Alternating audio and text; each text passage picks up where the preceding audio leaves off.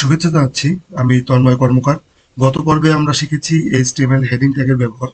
আজকের এই পর্বে আমরা শিখব HTML কমেন্টের ব্যবহার। প্রথমেই আমাদের জেনে নিতে হবে যে HTML কমেন্ট কি। তো বলে রাখা ভালো, HTML কমেন্ট এটি কোনো ফেসবুক বা ইনস্টাগ্রামে কমেন্ট করা নয়। HTML কমেন্টটি কখনোই আপনার ব্রাউজারে শো করবে না। আপনার ফেসবুক বা ইনস্টাগ্রামের কমেন্ট যেমন আমরা একটি ব্রাউজারের ডিসপ্লেতে আমরা দেখতে পাই, কিন্তু আপনার HTML কমেন্ট আপনার ডিসপ্লেতে দেখা যাবে না। এটি আপনার কোডের সোর্স কোডে থাকলেও আপনার এটি ব্রাউজারে কখনোই শো করবে না।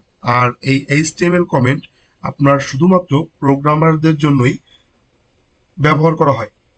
তো HTML কমেন্ট আমরা মূলত কোড এক্সপ্লেইন করার জন্য ব্যবহার করে থাকি, অথবা আমরা কোডকে নোট করে রাখার জন্য HTML কমেন্টটি ব্যবহার করি।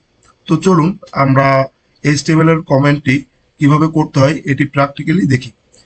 তো আপনারা স্ক্রিনে দেখতে পাচ্ছেন আমি এখানে একটি কোড এডিটর ওপেন করেছি এবং এখানে একটি বেসিক HTML সিনট্যাক্স লিখে রেখেছি। এবার আমরা এখান থেকে ধরুন একটি প্যারাগ্রাফ ট্যাগ লিখব। আমরা এখান থেকে একটি প্যারাগ্রাফ ট্যাগ লিখে নিলাম। এখানে আমরা কিছু টেক্সট ইনপুট করে দেই। আপনারা দেখতে পাচ্ছেন স্ক্রিনে যে আমি এখানে একটি প্যারাগ্রাফ ট্যাগ লিখেছি এবং তার এখানে একটি কিছু ডামি টেক্সট আপনার এখানে ইনপুট করেছি। তো এখন এই HTML কমেন্টটি আপনার প্রোগ্রামিং এর প্রত্যেকটা সেকশনেই আমরা ব্যবহার করে থাকি। যেমন আপনার এটিকে আমরা মনে করছি প্যারাগ্রাফ ট্যাগ। আমরা এখানে একটি প্যারাগ্রাফ ট্যাগ লিখেছি। এখন আমি এটিকে নোট করে রাখবো যে অ্যাকচুয়ালি পরবর্তীতে আমি যেন বুঝতে পারি যে এই সেকশনে বা এই জায়গাতে আমি কি কাজ করেছি। এটিকে আমরা নোট করে রাখার জন্য আপনার HTML কমেন্টটি ব্যবহার করে থাকি। তো চলুন এখন আমরা দেখি কিভাবে HTML কমেন্টটি লিখতে হয়। তো HTML কমেন্টটি লেখার জন্য আপনাকে প্রথমে লেস দেন দিতে হবে, তারপর হচ্ছে আপনি এখানে এক্সক্লামেটরি সাইন দিবেন, দেন তারপরে হচ্ছে আপনার দুইটা ড্যাশ অথবা দুইটা হাইপেন, আপনারা যেটাই বলেন না কেন সেইটা দিবেন। এরপর হচ্ছে আপনার এখানে যে লেখাটি আপনারা কমেন্ট করতে যাচ্ছেন সেই লেখাটি এখানে দিয়ে দিবেন, বা নোট হিসেবে যে লেখাটি আপনারা লিখতে যাচ্ছেন সেটিকে আপনারা এখানে দিবেন। তো আমি এখানে আপনাদের বোঝার সুবিধাতে দিলাম যে an example of paragraph tag.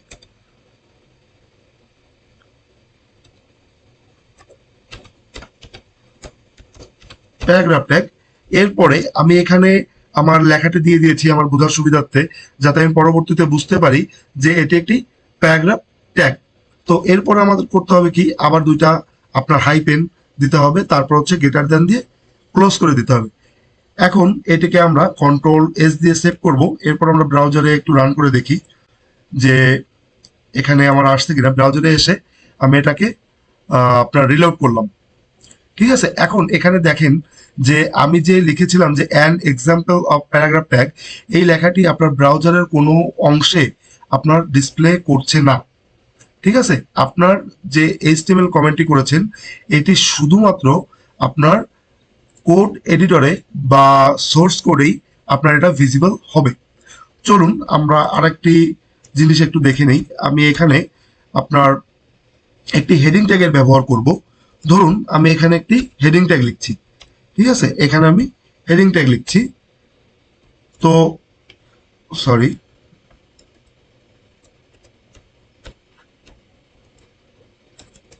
আচ্ছা, এখানে আমি একটি হেডিং ট্যাগ লিখলাম। এখানে আমি হেডিং ট্যাগের একটা আপনার টেক্সট আমরা এখানে দিয়ে দিচ্ছি, যে আমি এটাকে দিলাম যে heading tag on. Heading tag on এই লেখাটা আমি লিখলাম। এখন আপনার ধরুন আপনার এই একটা সেকশন এবং এই একটা সেকশন। ঠিক আছে, আপনার এই সোর্স কোডে দুইটা সেকশন হয়ে গেল। এখন আপনার এই যে সেকশন, আপনার প্যারাগ্রাফ সেকশন আমি কমেন্ট করে রেখেছিলাম যে এটা হচ্ছে প্যারাগ্রাফ ট্যাগ। ঠিক আছে, এখন সেম টু সেম আমি এইখানে আবার একটি কমেন্ট করে রাখবো যে এটা হচ্ছে আপনার হেডিং ট্যাগ, যাতে পরবর্তীতে একজন প্রোগ্রামার এটাকে বুঝতে পারে বা বোঝার সুবিধার্থে আমরা হচ্ছে HTML কমেন্টটি করে রাখি, এবং এটি একটি গুড প্র্যাকটিস। ঠিক আছে, আপনার এখানেও লিখলাম যে an example of heading tag, এরপরে আপনার দুটো আইফোন দেন গ্রেটার দেন দিয়ে আমরা এটাকে ক্লোজ করে দিলাম। এখন এইটাকে আমরা আবার রান করে দেখি। আমরা এখানে যদি এসে ব্রাউজারে এসে যদি রিলোড দিই, তখন দেখেন এখানে আপনার জাস্ট এই যে হেডিং ট্যাগের যে লাইনটা, যে টেক্সট আমরা ইউজ করেছি, জাস্ট এইটুকুই আমরা দেখতে পাবো। তো ভিডিওটি এই পর্যন্তই। আশা করি সবাই ভিডিওতে যা দেখিয়েছি আপনারা বুঝতে পেরেছেন। যদি আমার এই ভিডিওটি ভালো লেগে থাকে, আপনারা অবশ্যই এই চ্যানেলটিকে সাবস্ক্রাইব করবেন এবং একটি লাইক কমেন্ট করে আমাকে পরবর্তী ভিডিওর জন্য উৎসাহিত করবেন। ধন্যবাদ সবাইকে।